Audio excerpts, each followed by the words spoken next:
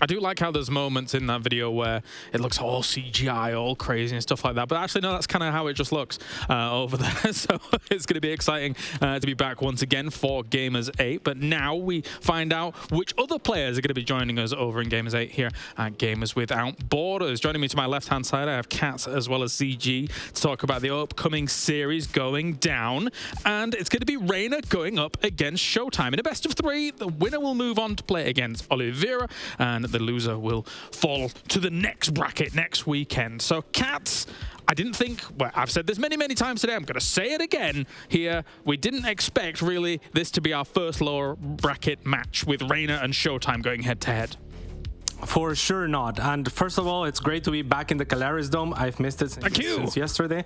Yeah, and also I like that they called it the Land of Heroes after today's performance from Hero. Maybe not so much. Oh, it should be it should be a good match regardless. I agree it's not the expected match that we would have had, but we're all the better for it, perhaps, at least for today.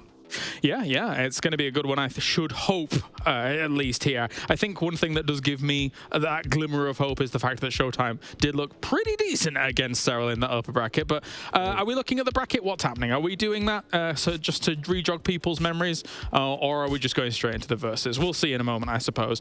But beyond that, ZG, when we're looking at it, there we are. Hey. Okay, so we've got it going on. I mean, we just saw Spirit come off that 2-0 as well here, ZG. Really impressive by him. I feel like, me and Pig mentioned it, he really does feel like more and more the full package constantly does Spirit on the international stage. Yeah, I've always called him kind of like a staircase climber, which is that every so often he gets to jump up a step, but it's kind of slow work. Yeah, necessarily one that just breaks into the scene and then suddenly is very, very good. But he's definitely gone up another step, basically in the year of 2023, performing very well in a lot of the Open Cups as well. So I absolutely believed he was favored versus Lambo. And then Lambo just kind of looked off his game in particular. He definitely showed some better ZVT in Katowice, for instance. Yeah, definitely. I think come next week's bracket, it'll be interesting to see if he gets the opportunity to actually play against somebody that's not a Terran, and then maybe we can see some different matchups from Lambo and see how everything's being ironed out for him on that side of things. But yes, our match, Reynor versus ShoWTimE here. I'm going to stick with you to start things off here, ZG, for this matchup to begin with, because Reynor, an absolute killer in the matchup, but again, ShoWTimE has shown us that he can stand up against some of these top tier Zergs. Yes, yesterday or the day before, the performance versus Cyril was very, very good. But then also, you might, like, if I asked you, what do you think their score is between these two, you might be very favored towards Reynor just because he's been, top 2 Zerg, top 3 certainly in the world. But it's actually extremely close, and even in matches favors ShoWTimE, which I'm also shocked by that, to be clear. I also would have anticipated ShoWTimE to have a worse record against Reynor, not like terribly bad, but worse. But no, ShoWTimE's style actually working well against Reynor, perhaps not as well against Cyril. And so I don't think that means that he's technically favored here. I really don't, especially since Reynor tends to turn it on when he's kind of on the ropes, right? Yeah. But ShoWTimE has a very good chance to continue on through this bracket. Fair. Dragon Scales, NeoHumanity, and Babylon if we need it here. Cats, what are your thoughts coming into the matchup? Yeah, I mean, to echo what Zombie Grub was saying, I am very surprised by that. I would have thought that Reynor would have smashed ShoWTimE, but stylistically it kind of does make sense because Reynor is a little bit more aggressive than Cyril is, a little bit less of a late game player, and ShoWTimE we know is very good at defense, right? So maybe that's where he can kind of like make it to the late game, and then we might start favoring ShoWTimE as it enters the later stages of the game. I'm surprised to see NeoHumanity in the map pool. I think it's a very exciting map in CVP, and Reynor could bring something special to the table in that map as well. Maybe. All right, well, thank you very much, guys, as Cats once again puts respect on the name of the Calaris Dome, and we are heading on over to the casters here for our next best of 3 as we have Reynor against ShoWTimE. All right, guys, let's finish up our final best of 3 of the weekend. We're going to be hopping into this PvZ. I'm joined here by none other than Rotterdam, and it's going to be an interesting one because, Zombie Grub was kind of teasing about this at the end end of that little segment there, Kev, but ShoWTimE has a historically better record versus Reynor than a lot of people would expect, but a lot of those wins come from a while ago. And I know that you have actually seen, not only in some recent matches, show matches that you yourself have organized, but even in some other events that like Pig and stuff are organizing, these two players actually clash against each other in recent times. Yeah, for sure. I'm really happy that you mentioned that, by the way. Before we intro these nerds, I want to touch upon that briefly. Yes, historically, it's 19-18 in favor of Reynor in series. ShoWTimE did win one map more, 56 against 55. You're like, wow, that's so dead even. But the big asterisk there is that it started off with a 9-0 record in series for ShoWTimE, all the way up to 2018. So if you take away those 9 games, then you can say that suddenly it is 19-9 in favor of Reynor the last 28 times they played, and I think that's a little bit more in the line of expectations. But obviously that's history. None of that matters. What matters is how they show up today. In the bottom right side, we are looking at the main base of the Italian stallion himself, representing Basilisk. This is Reynor. And up here in the top left-hand side of the map, the blue Protoss player from Berlin International Gaming, the Wall of Muscle. He is ShoWTimE. The Wall of Muscle. I like that. The Wall of Muscle. I mean, what else do you think that wall is made of? Because I look at that man, and that is a man that is going to the gym every day, for sure. And runs half a marathon before playing a little PvZ. I believe it, man. I believe it. Well, okay, hold on. He's not a laser. Let's be clear about this. No, but if there's anybody that would give a laser a run for his money, it's probably ShoWTimE. I think in one of the signature series, he was running through the woods, no?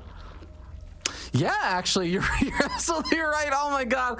I'm realizing the missed meme potential that I've had for years on just having all of those B-roll footages from the signature series and everything.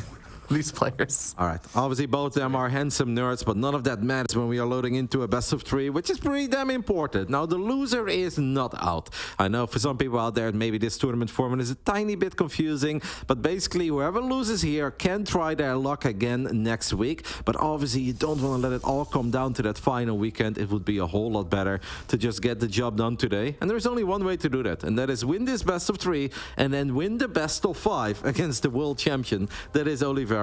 Not going to be easy for either of them, but I think both of them have a realistic chance, especially because Oliveira yesterday looked a little bit off, maybe ping issues, or he's just a tiny bit out of practice. All of that could be a thing, but let's just see who gets the job done here. Obviously, the big question is, will ShoWTimE play as good as he did a couple of days ago against Serral? Because that honestly was ultra clean and sexy Protoss play, especially that second game. Don't want to say it was perfection, but was pretty damn close to it. Yeah, I know that the first game that we actually ended up covering yesterday of ShoWTimE versus Serral, it was a little bit rough to see Serral just really dominate and have such an unbelievably stellar start. But as you were saying, like ShoWTimE really showed up in the last 2 games of that series, was able to even take one over there and looked really, really strong in the matchup after he gets into his groove. So we'll see. Ling's already making their way into the main base though. Yeah, and he's making a couple of extra links as well. This is obviously nice for Reynor just to disrupt the build order a little bit. Can he find a probe? Yes, he can. That's obviously great value early on, especially this early into the game. Every single worker is very important. We often talk about it, how important it is for the Zerg, because they want to grow quickly, and it's all about, you know, not losing too many drones against the Oracles, against the Adepts. But hey, if on the other side of the map, the Zerg can actually get a couple of probe kills, obviously equally important. Yeah, absolutely going to be extremely helpful, but those Lings definitely have to find a little bit of value since they were made, and with these Adepts heading on forward, they're going to try and look for that surround. Adepts able to shade actually pretty close to the mineral lines, which means that they can actually get very close to shading on over, but doesn't seem like ShoWTimE is actually going to commit. And this is, I think, a staple of a lot of ShoWTimE's Adept play. He really tries to play a little bit safer. He doesn't usually want to lose the Adepts. He is going to have to trade against a couple of these Lings. Oracle comes in to back up the Adepts, so one of them already ends up falling over there, which I think is not usually how ShoWTimE likes this to go. Nope, he still has 2 adepts alive. He lets the Shade finish up, actually. I think was hoping that the Queens would be a bit further out of position. So far, I think very clean defense on the side of Reynor. Losing a couple of links against the adepts is obviously not a problem. Once we start losing drones, that's where it becomes painful. Reynor fires up a pretty quick +1 melee. So that makes me wonder if he's thinking about producing a big spell of Zerglings and he tries to get lucky on the other side of the map, or if this is just going to lead into very quick +2 melee. And then see if the Banelings can get a bunch of worker kills down the line. Yeah, and for those who are wondering, +2 melee is a big upgrade. Not only is it just helpful for lings and banelings and stuff in the actual fights, but it also allows you to do those big baneling run-bys on the mineral lines.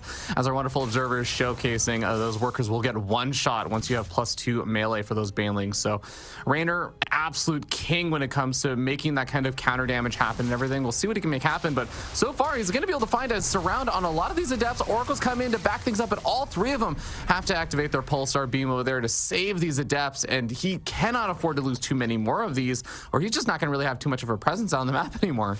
As a fan, I'm really feeling the gameplay from both players. It feels that Reynor is trying to find little freebies, trying to punish ShoWTimE for every single mistake that he could potentially make. He's very active with the links, Reynor is, but ShoWTimE is just doing a great job in anticipating some of these little attacks, minor forms of harassment on units, and he always has the Oracles nearby to activate Pulse Beam and keep the adepts safe. Because there were multiple moments where I think a lesser Protoss would have lost those adepts, and a lesser Zerg would have actually overcommitted and then lost way too many links trying to get those adepts. So I feel like it's high-level play from both players so far. Oh, it's been great to see. Now, the Oracle staying alive is extremely helpful to pair with the Adept harassment and everything, but Reynor is not getting, too distracted by any of this harassment. He still has this +1 melee finishing on up. He's still continuing to pull his drones away, not taking too much drone damage, adding on his Roach Warren and his Baneling Nest and kind of getting into his groove of things. But ShoWTimE has his own big setups going to be hitting relatively shortly. We have Robo Bay about to finish up, Twilight Council on the way. And in about a minute or 2, ShoWTimE should have a pretty powerful looking Protoss army. Yep, we have the Baneling Nest finishing up. It is really interesting to see that ShoWTimE has once more gone for that very quick Robo and slightly later Twilight Council. This is not something that was the norm in this matchup, right? Because we would always just go couple Oracles into the Twilight Council, into Blink Stalkers, and way down the line we add the Robo. But ShoWTimE has really turned things around. He seems to be very fond of, oh my goodness, very fond of those much quicker Robos. There is a Ling run by though, and these Lings already have +1, and that means that this is going to hurt. So killing 9 drones with the Oracles is fantastic, but then losing a bunch of probes in return is not so great for the Protoss. Oh, this is going to be super painful. Dark Shrine also coming down in vision range of those lings that are still getting taken care of. Nice reaction over at the 3rd base location at least, so ShoWTimE not going to lose too many more probes over there. Has only actually lost 6 probes during all of this, but the bigger problems is just going to be the lost mining time, the constant distraction, and even a few of these lings being able to hide in the corner could turn into banelings and just detonate on the mineral line, one-shotting a bunch of these workers. Yep, 6 workers falling. It's painful. Reynor obviously gets a very good scout off as well. He's on 81 drones. That +2 melee that we already alluded to a little while ago is more than halfway done, or at least we're reaching that halfway point. Banelings morphing in the main base, even without +2, could obviously be a bit of a problem here for ShoWTimE. And ShoWTimE is trying to get worker count back up, but he could very well end up losing 6 workers here or so. And that really is painful. Here come the Roly boys, and it's going to be 9 probes against just 2 Banelings. That's pretty painful, and it's going to reset ShoWTimE's worker count down to just around 63 or 64 probes. He's still continuing to produce as many of those as possible, but we're starting to hit that time where ShoWTimE is getting into his big Protoss Deathball army with a little bit of a corruption there on the Disruptor production, but Charge is going to be finishing up soon. We have the Dark Shrine finished up, so Dark Templars can be morphed in for Archons. Disruptors are starting to come on out, so ShoWTimE is going to have his big powerful push coming out relatively shortly. Yep, we have that War Prism taking a little look into the main base. A couple of slow zealots have been unloaded, but +1 or +2 actually is almost done. And Charge is about to finish up as well. These leftover adepts from the early game will shade into a mineral line one more time. Reynor tiny bit out of position. Really feeling the way that both of these guys are going at it. They're both finding damage, but nothing is catastrophic so far. And that kind of means that it often comes down to that first really big fight with Roaches, Lings, Ravages and Banelings, but breaking the Mauer, well, Fear Dragon, a lot of people have tried. Not many people have succeeded in this phase in the game. Yeah, I mean, we even saw yesterday Cyril struggling with that, but oh my god, Kev, if there is one way to break a Protoss, making this many Banelings may be a pretty helpful way to do it. 44 Banelings morphing in right over there, and as long as Reynor is not going to be taking too much counter damage, the War Prism harassment, everything over here, he is going to have a solid chance of making the breakthrough. The problem is going to be, like you said, the immaculate defensive capabilities of ShoWTimE, including all the stasis traps, including the disruptors coming on out, including the Archons that can absorb a lot of those Banelings. This could be a magical setup for either one of these players. We're about to find out who it's going to end up favoring here. So many cannons, so many batteries, couple stasis traps as well. The Novas will fly forward. They kind of have to settle for the Banelings. The Baneling connections are very good here, but still plenty of Archons remaining. But Archons do need a bit of backup against this many well-upgraded Zerglings. And it did feel that ShoWTimE took a lot of damage there, lost 12 probes. If he can keep the Nexus alive, he's going to be more than happy, but I don't know if that's possible. Reynor is still sending in a lot of reinforcements to the other side of the map, and I feel that the numbers will just ever so slightly favor Reynor. But ShoWTimE is a warrior and he's going to do his best. Yeah, these +2 weapon Zealots are trying to hold the line against those Zerglings, two-shotting them. The Disruptor fires out a very big Nova, but is it actually going to be enough? The Archon is losing its hit points. It's going to get picked off. The Disruptor barely saved by the Prism, but ShoWTimE himself is not going to be saved as Reynor takes the first game, breaks through the defenses of Demauer. Very solid game by Reynor, where I don't think ShoWTimE played poorly at all. I think a lot of things were going quite well on his side. Obviously, that Ling run by, I really feel that that was a problem. It also allowed 2 Lings down the line to morph into Banelings and connect with the probes. And that obviously allowed Reynor to go for that big, powerful attack with 44 Banelings at once, morphing in the center of the map. That could have been a big problem. If that did not work out, obviously it was a monstrous investment. We didn't have Hive Tech yet or something like that, but Reynor knows what he gets himself into as we can take another look at this final fight. I think it was very difficult for ShoWTimE to figure out where should the Novas go, right? Like, you kind of want to connect with the Ravages, you kind of want to connect with the Roaches, but Reynor did such a good job in keeping those units at bay, yet they were participating in the fight. So honestly, just a very well executed attack by Reynor. Yeah, I honestly feel like the moments, the 8 or 7 seconds of, or like the 7 or 8 seconds of the first little push in there from Reynor, I feel like you could just break down and reanalyze that for at least like 5 or 10 minutes or something, where you could just go over like, okay, so over here you see this big clump of Banelings, but they're potentially going to set off a stasis trap. So if you fire the disruptors over that clump of Banelings, then they're just going to go invulnerable in a moment. So maybe you should focus over here. It's like there's so many intricate decisions that all have to be made in a split second there. And it really, really is beautiful to see how both those players end up microing that out. I think both of them did a great job, but you can clearly see that Reynor was able to just do a little bit more with that situation, a little bit more with that aggression, because he came out on top.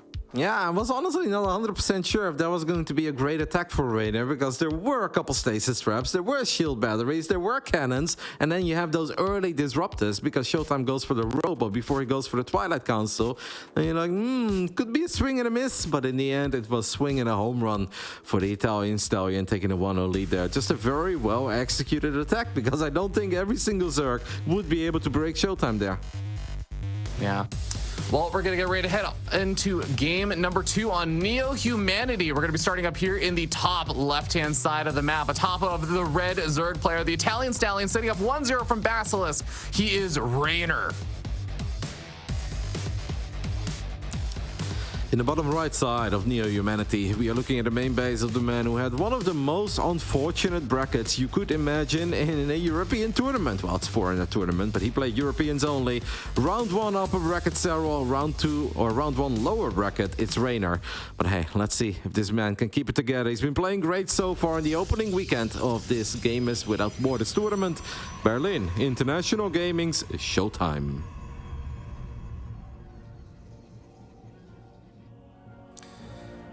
Alrighty then, we are going to be heading into this next map. NeoHumanity, always a fun map for me. I feel like I think it was being talked about earlier on at the very beginning of the day, how players like Dark and stuff always encapsulate this image of proxy hatches and sort of fun shenanigans sometimes on this map. But I am also very curious to see how these two players are going to play it out, because I do expect a more normal looking game when it comes to players like ShoWTimE, who are going to be facing off in the PvZ here, or, you know, even Reynor, I think, will oftentimes play more normal games as well. We do have spawning pool coming on up after the hatchery and everything, though, so that does kind of back everything up. And yeah, I'm really curious, Kev, how you feel like the early part of that game went, because I know that you were saying, oh, you loved the little bits of adept harassment and just a little poking and prodding there. But do you feel like it was just a really even kind of opening for both the players, or do you feel like Reynor had like a slightly better defense, or ShoWTimE, there's anything you wanted to see from him, anything like that? It honestly felt very even. As I mentioned with the Adept Oracle phase, I felt that ShoWTimE did a good job in saving them. I thought Reynor did a good job in trying to find 3 pickoffs here and there.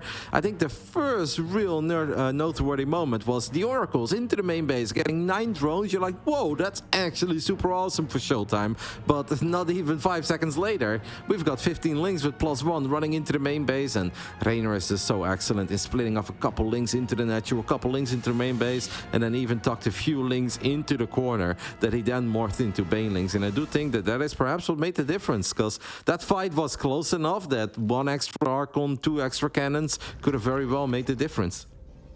Yeah, I like the way that you kind of broke that down, and really quickly want to just touch upon a little interesting thing that happened there. Reynor had his drone over by the high yield gas guys. It was a very forward third base location.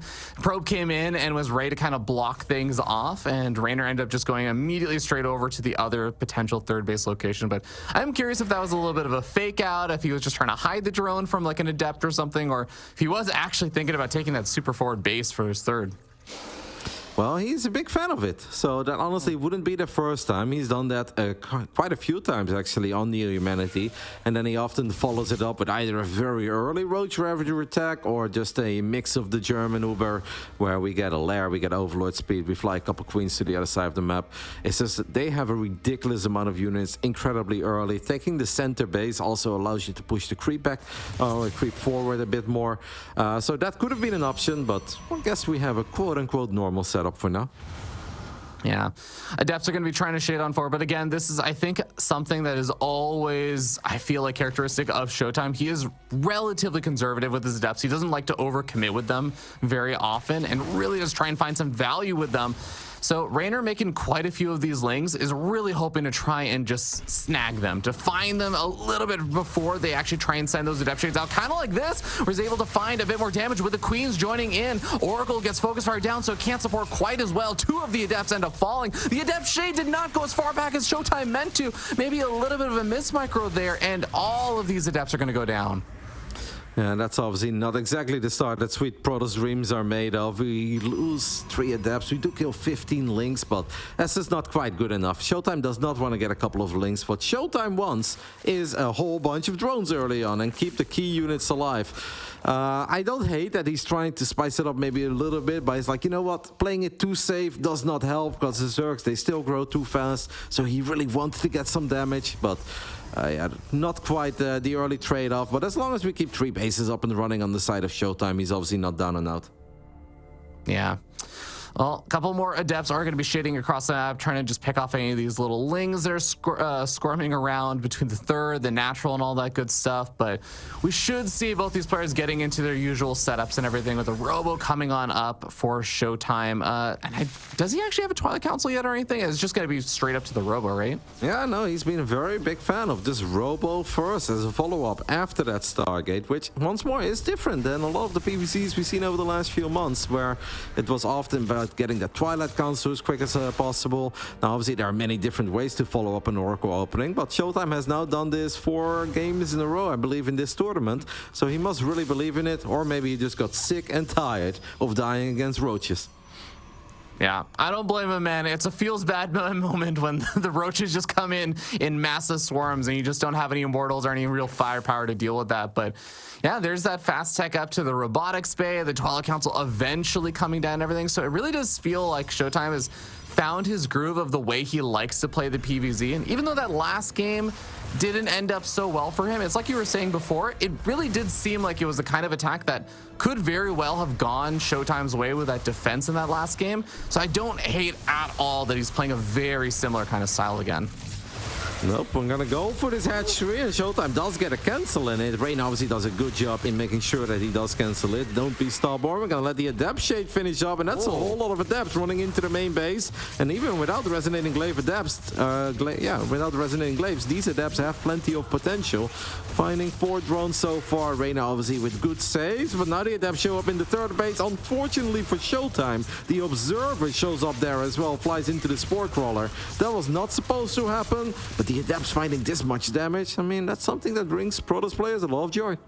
Yeah, and I actually want to note even small little things. Obviously, you always talk about the lost mining time as well when the Adepts are shading around, as these couple of Adepts are going to get saved by the Oracles, which I'll also note did manage to stay alive during all this. But Reynor actually even ended up pulling off not just workers in the main and the third, but also at the natural, he was kind of preemptively pulling them off. So I think there was a good period of time where you can see in the income graph, Reynor was almost just not mining for a little bit. So there is all of that additional damage that comes in. I think ShoWTimE should feel relatively happy despite losing most of those Adepts there. Look at the production tab here, Dragon. 10! How often do you see that? 10 gateways at once are currently being locked in. I mean, this is where we truly need Todd to show up and talk about Explosion the Gateway, because that is a proper explosion of gateways. ShoWTimE was able to build power units, but not a whole lot besides that. Well, soon we can warp in for days. Yeah, that is certainly going to be a very scary Protoss surge that's going to be coming on up. And, well, with the Disruptors and Charge and +2 weapons on the way and everything, I mean, this is, again, that big power moment that's coming up here for ShoWTimE. He's getting ready for it. But Reynor is the one that is switching things up this game, Kev. We saw Hallucinating Phoenix that was making its way into Reynor's side of the map, but it does get taken care of by the Queens. It's not going to get an opportunity to scout out the Mutalisks that are on the way. What does ShoWTimE have to deal with the Mutalisks? Yeah, that is a problem, Fear Dragon. We do have 10 gateways, so that's awesome, but I don't think our Stalker count is very high. There technically is still a Stargate, right? So you can always try to start building 1 Phoenix at a time, but we all know that if you see Mutas, by the time they show up above one of your minerals, it's mineral lines, it's often too late as a Protoss. ShoWTimE does not even have Blink research, as our Observer showed us as well. Slow Stalkers are awful. Now, War Prism with a bit of juggling and 2 Archons inside of it, that can help at least to deal temporarily with the Mutas, but that's something that works against a couple Mutas, not if the Muta count goes up to 15 or even more. Yeah, underrated play also there from Reynor was to target fire the shield battery with the Zerglings and even just draining that shield battery of most of its energy. So now, as you end up seeing the recall pop out over there, the Mutas dive in over toward the third, see that there's not many opportunities, and now they can just target fire down workers. And, well, the shield battery doesn't have energy to actually heal up any of those probes, so it's a good chance most of them are going to actually end up dying over there. Now he can just continue to dart around. The Archon's just not mobile enough to deal with things. Wouldn't hate that the Prism got involved, but even that's kind of a dangerous measure, because if you put an Archon in that Prism and then the War Prism gets sniped, you've just lost an Archon and a Prism at the same time. It's not a good feeling. So no, ShoWTimE not going to be feeling great about this right now. Losing 2 out of 3 Oracles also stings. Now potentially losing the War Prism. Nope, that one gets saved. I mean, in the end, this really wasn't that bad. Of course, it is a bunch of probes. We're losing a lot of probes on the right side. The Observer missed it there, but Lynx and Baylings crashing into that. So we went from losing 17 probes, which honestly is acceptable because he's building 4 probes at a time, right? So that's really not that big of a deal. But yeah, losing 20 extra workers against the Lynx and the Banes, that suddenly makes it a whole lot more painful. In the midst of all of this, Reynor also fired up the Hive, so he is ready to increase the strength of his army. We can obviously go for Adrenal Glands immediately. I kind of wonder if he's thinking about one of the other Hive tech units, but kind of feels that that's not really the kind of game yet, right? I don't think you go for Ultras here immediately, and even Broodlords, I feel like is not something we want to rush into. Yeah, that can definitely be a dangerous game if you try and go down that route and your opponent just ends up being relatively prepared for it, especially with the Fleet Beacon already on the way there for ShoWTimE. But we'll see what that Hive Tech is exactly going to get utilized for after these fights. A big Disruptor connection on a lot of the Baylings, a second big Disruptor connection on a lot of the Baylings. Does ShoWTimE actually have enough army over here? Does look like it, especially with the reinforcements arriving. ShoWTimE going to be taking some very cost-efficient trades there, but the Ling run by is going to cause all sorts of havoc. Yeah, do we have any static defense in the main base? Nope. ShoWTimE does warp in a Dark Templar, so Dark Templars and Stellars will be able to clean this up. If he had those Nova Sphere Dragon in that previous game on Dragon Skills, I can guarantee you that would have been a holding game one, and ShoWTimE would have been in a marvelous spot in that previous game. Unfortunately, he couldn't quite land those Novas, but this time around, that was an absolutely magnificent fight. Now, I do think it is important for ShoWTimE to maybe capitalize on taking such an amazing fight, because Reynor may have great income, but he doesn't necessarily have a great bank, right? So if ShoWTimE would have just gone for it with the army that he currently has, there's a good chance he would have been able to take a pretty damn sweet fight on the other side of the map, but the battlefield will completely change if Reynor gets enough time to get a couple of Broodlords out. Yeah, right now there's a big investment into Hive that has not fully paid off just yet. Big disruptor connections again on a lot of the Banelings. The Banelings now going off on a handful of the Archons on the front lines, now trying to go after the workers. ShoWTimE finds the extra APM to pull away his workers. It seems like he still may end up losing a few, but he is also taking on a large portion of the army. Love the save of at least 8 of the probes into the Warp Prism. ShoWTimE, I really think, actually doing a magnificent job holding on over here, but as you were saying, Kev, there is still the concern that the Greater Spire is what's coming up behind all of this, and that is about to finish. Yep, but ShoWTimE apparently is not all that intimidated by it, and he's like, well, I'm just gonna keep on rebuilding the probes, I'm gonna keep on trying to be Demauer, stabilize on the amount of bases I currently have, and let's crank out some Tempest, I assume. We have to fix the rally point, by the way, there, Fear Dragon, in the main base. ShoWTimE has been rallying all of his probes into the main base for a while. I think he had 25 over 10 there. That's obviously not ideal saturation. Then suddenly feeling that you have 79 workers, this is gonna make you wonder, why am I so broke? His Reynor is still active with the Lynx. Obviously, these are feisty Zerglings. They even get the Archon. Reynor is relentless with the aggression here. He's ready to send it one more time. Can Demauer go full Demauer once more? Disruptors try and zone out the army on the north side, but eventually they do manage to break their way through, even with some good disruptor connections. We have Archons starting to disappear. No more shield batteries really healing up a lot of these units on the north side. But on the south side, he is able to hold. He is able to push back this army. The problem is, you look at ShoWTimE's bank, it is kind of non-existent, and he is down now almost 50-60 supply. So a mothership popping out is big, but ShoWTimE needs some time to rebuild. And Reynor, I mean, he is continuing to just remax on a lot of cheap units. He can just continue to throw at ShoWTimE in mass. Now, what's very cool as well is that even though Reynor has that Great Spire and he could slow the game down and go into Broodlords, I think he's just looking at this and was like, well, I've got a base more than you. I've got a rich Vespian Geyser, and I have the feeling that I've got you right where I want. And if I keep on doing this, eventually it's going to be a wave too many of the bugs, and the Banelings will blow up the final workers, and it's going to be game over. Couple of Corruptors on the way. Reynor goes for that Stalker. There is no battery to keep that Stalker alive. The floodgates will be opened, and I think that ShoWTimE will be forced to warp in a couple of extra additional DTs. He cannot lose any more probes, but he's still losing probes in the main base, in the fourth base as well. Reynor is, honestly, has it out for probes today, Fear Dragon.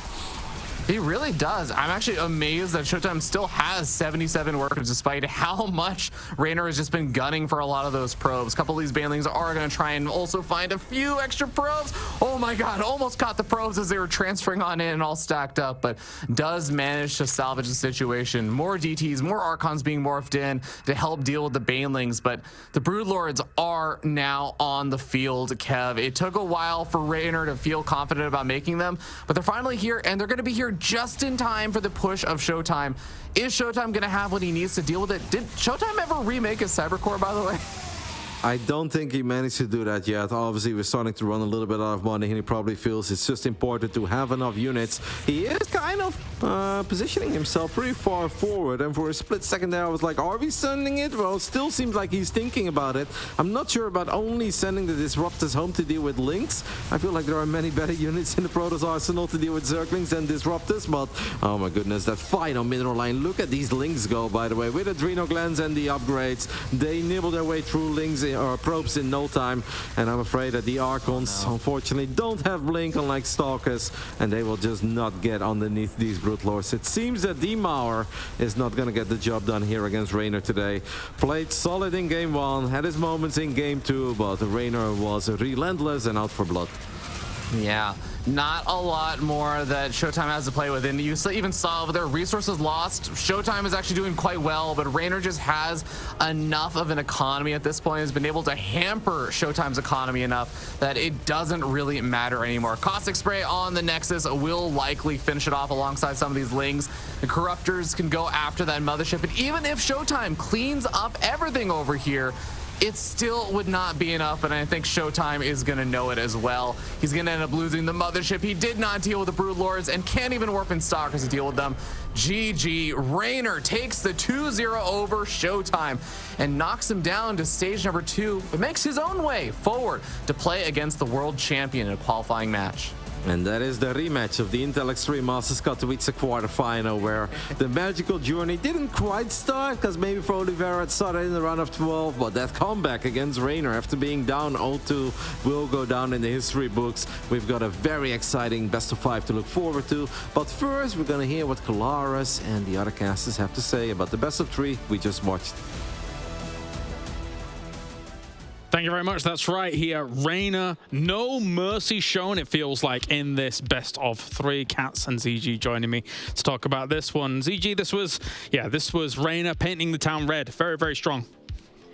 Yeah, his aggressive nature really working out. It did feel like ShoWTimE was just a little less of the typical wall, even compared to the match versus Serral, where he did weather some similar attacks in the mid game. I think this first game, it looked like he was basically a little late to actually seeing this incoming. So he was reacting, and you got to, the Oracle's got to pop, the stasis traps got to work, and the overcharge has to come down, and the warp-ins have to happen. There's a lot of actions all at once. But those disruptors took basically light years, not light years, they took years to actually fire, which, that would have made a big difference if he had seen, I guess, maybe seen the army incoming and then used them just to ward it away for an extra 5 or 10 seconds. They were definitely not used as well as they could have been. Kind of made up for it in this game too with some actually pretty good disruptor shots, but overall, again, just could not withstand all of the pressure that Reynor applied to him. So yeah, just not as much of a wall today, and Reynor continues his win streak against them. Yeah. As Roddy correctly pointed out, as far as recently goes, Reynor is certainly favored. Oh, on the flip side of it, those disruptors, they may as well have been light years away, considering the amount of impact that they had in that first game. But Cats, when you look at this second game as well, just constant oppression, it felt like, from Reynor, battering down the position of ShoWTimE. Yeah, both games really, and the first game for me, I think the setup for ShoWTimE was actually pretty good. Like I looked at it and I thought, okay, that's as much as he could have. But I think the decision making from Reynor to go for the attack was based off of his early game, which was so very clean. Even the first 2 links, getting inside and killing a probe, it's not just the probe, which is a big deal, like Roddy pointed out, but also the fact that the adepts pull back for it. So by the time that ShoWTimE moves out, it's 3 adepts moving out, and I think that's kind of the difference between Reynor and Serral in this early games and in their approach overall. Serral is looking not to take damage, whereas Reynor is looking to trade punches, right? Always. And he knows that. He knows he's the fastest player. And that did amazing, right? Like the 2 links just pull the adepts back. Then he actually predicts both of the shades of ShoWTimE with the link positioning on the 3rd and the natural. So when ShoWTimE shades towards the main of Reynor, the links are there. When ShoWTimE decides to shade over the 3rd, the links are there. So Reynor just had such a clean early game that I think he decided, I'm just gonna all-in you and kill you because my early game was so clean, you didn't do anything, I'm just gonna get it, right? And game 2 was kind of similar, except ShoWTimE did punch back eventually with the 9 worker kills from the Oracle. So just off of early games, I think Reynor more or less just won the series, and he looked incredible. I would call it a masterclass, but it's no students would be able to replicate that, right? Like you need you need to be the fastest player in the world to really do that, and look to poke holes at every instance with the links. Just incredible performance. It's difficult. Of course, those highlights were brought to you by Aramco. So thank you very much, guys, for your breakdown of this series. That means Reynor now moves into a best-of-5 match. Of all things, it's going to be a rematch against Oliveira from the Intel Extreme Masters Katowice. We'll go to a break. When we return, we have many a Terran abound here for our next best-of-5 at Gamers Without Borders.